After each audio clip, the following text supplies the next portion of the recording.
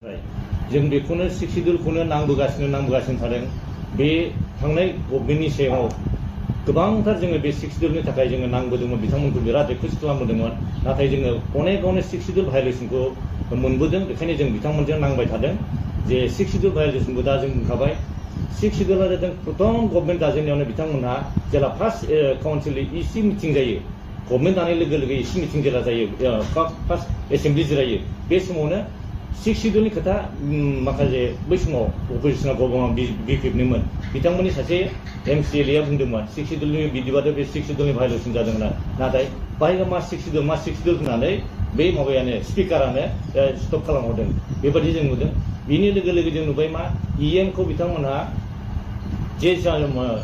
जे सिक्सिडुलनि एक्टजों जे हाग्रामा सारा आवगायाव जेला जेबायदि एग्रिमेन्ट खालामनानै लाबोदोंमोन, बेवहाय 75:25 होमबा बिसोर नन ट्राइबेलफ्रा साथाम बे रग' रग' लिरनाय दंखायो माबायावनो एग्रिमेन्ट जे माने एमेन्डेड सिक्सिडुल एग्रिमेन्टआव दंखायोमोन साथाम 12 जननि बिथोराव साथाम, होमबा बे साथाम मोननांगौ। नाथाय दा बिसोरो आरो नैबे बिजेपि गभर्नमेन्टआ बेखौ माबादेरनानै बारायनानै जाहाथे गुबुन नन ट्राइबेलफ्राबो बांसिन मोनो, जायनि थाखाय बे नन ट्राइबेलखौसो 7 जनसिम होदों आरो सासे डेपुटि स्पिकारखौबो माने गुबुन हारिखौ होदों। नाथाय बे सिक्सिडुलनि रुल बायदि थाङाखै। बेनिखायनो बै समाव जोङो बे सिक्सिडुलखौ भायलेसन जाबाय होनना बै समनिफ्रायनो बुंदों। बेनि सिक्सिडुल भायलेसन जानाय आरो बेजों लोगोसे बे हानि बेलायावबो जों बेखौनो सिक्सिडुलखौ होनदों दे हायाव जाय मोन्थाय बिजिआर आरो बे कास्ट लेन्डआव जे मोन्थायखौ जोंहा मोननांगौ आरो ट्राइबेलफ्राथ' मोनखानांगौ बेखौ होनबाय, खिन्थु नन ट्राइबेलफ्रा मारै मोनो? नन ट्राइबेलफ्राबो समान अधिकार होनो। बे समान अधिकारखौ बिथांमोनहा समान अधिकारखौ लाबोबाय थानायावनो जोंनि मानसिफ्रा ट्राइबेल मानसिफ्रा बा जोंनि सिक्सिडुलाव माबोरै लाबोखो माबोरै होखो बेखौ जों दुखु मोनबाय थादों बै समनिफ्रायनो। जे सिक्सिडुल होनोब्ला ट्राइबेलफोरनि थाखाय, नाथाय नन ट्राइबेलफोरनि थाखाय मारै समान अधिकारखौ जों होनबाय थादों। आसामावबो बिसोर जों समान अधिकारखौ होआखै जोंनो, ओमफ्राय जोंनि बिटिसिआवबा मारै समान अधिकार जानांगौ? बेवहाय बे ट्राइबेलफोरनि थाखायल' होनाय। बेवहाय जेरै बिथांमोनहा हाखौ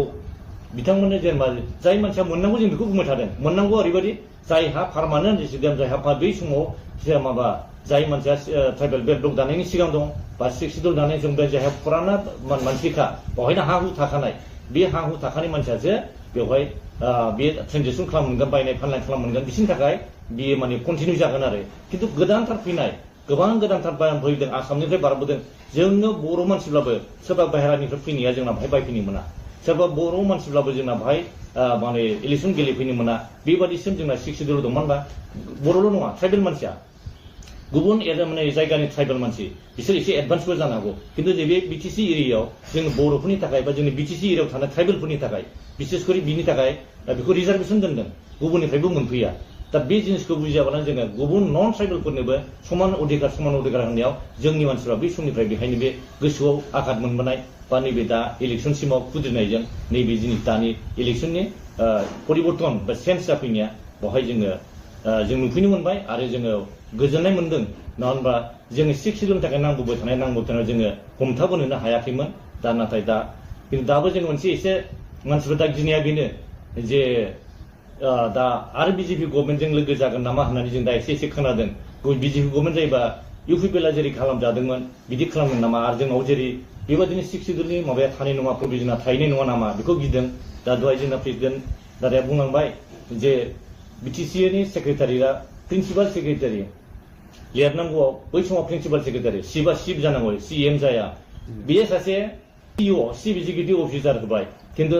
दाखालिनिसो मोनसे आं बेखौ उदाहरन होनो हागोन, जाय गिदिर कम्पानिनि पर्बजरानि मोनसे हानि थाखाय बे जेला भाइराल होनोबा बाय सिइअ फैदों मा आदानि कम्पानिना, होमबा जोंनि बिटिसिनाबो बे सिइअ जानानै समान रेंकनि जागोन नामा? बे सासे आइएएस अफिसारा माब्लाबा सिइअ बेवहाय जाया, बेहाय बियो आइएएस अफिस बे प्रिन्सिपाल सेक्रेटारि, जायनि थाखाय बिनि प्रटकला प्रिन्सिपाल सेक्रेटारि नालाय बेनि गारियाव दाबो नाय बिनि अफिसनि माबा दं, बे प्रिन्सिपाल सेक्रेटारि लिरो। मानो होनबा बे सिइअ लिरनो हाया, खिन्थु बे बिटिआर गभर्नमेन्ट जाबाय गाज्रि मोनगोन बायदि साननानै फिसा लिरदों सिइअ आरो प्रिन्सिपाल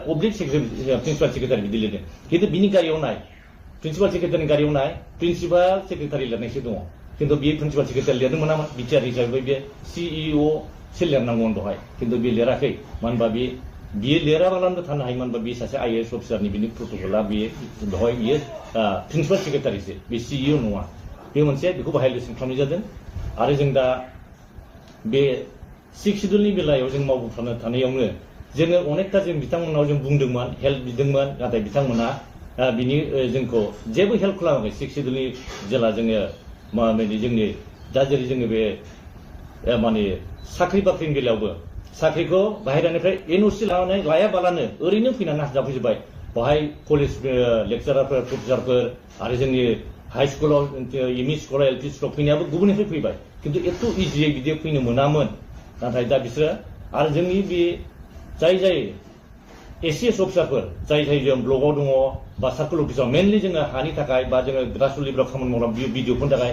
बाहाय बिराद करापसन जायो बा हानि इलिगेल खामानि मावो होननानै जोङो बेखौ गिबाय थादोंमोन दा बे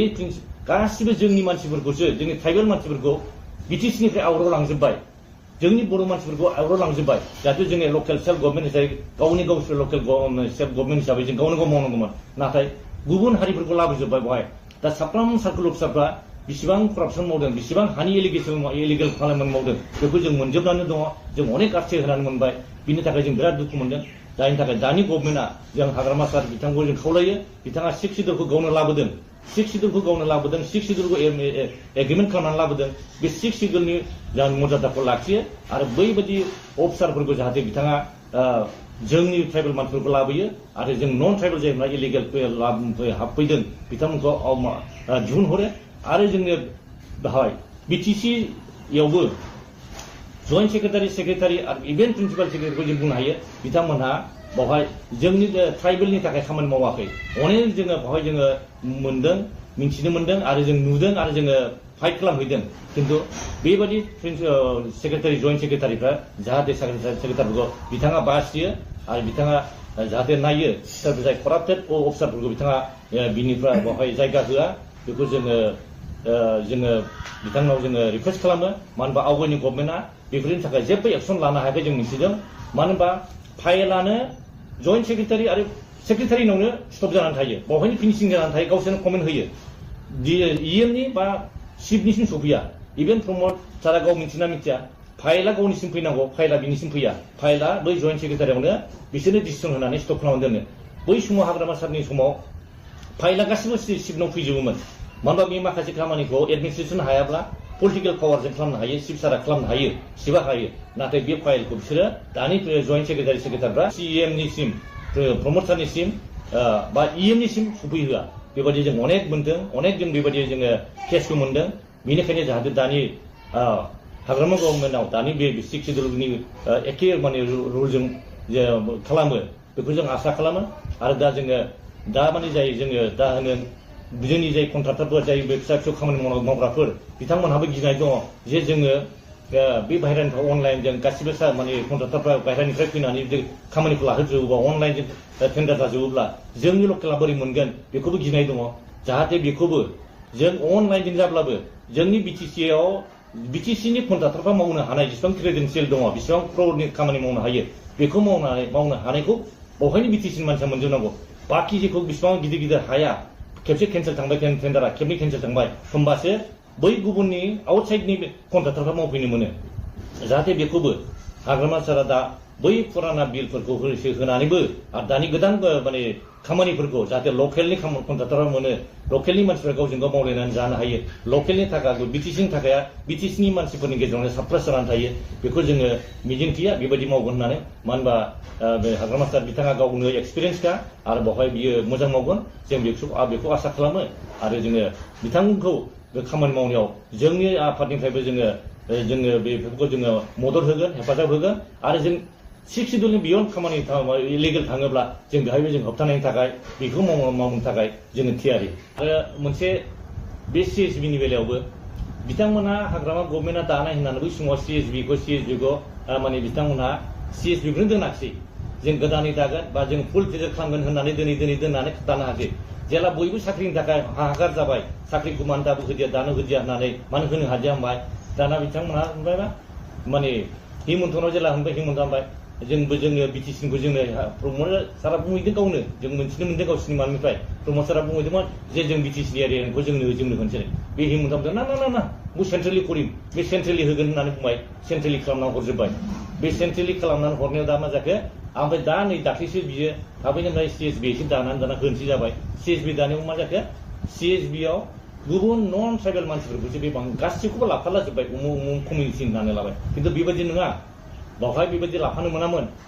सेन्ट्रेल सिलेक्सन बर्डआव बिदोंमोन जे जोंनि BTC आव साख्रिनि बेलायाव थार्ड ग्रेड फर्थ ग्रेडखौ जोंनि BTCनि मानसिफ्रानो जोंनि BTCनि मानसि BTC आव थानाय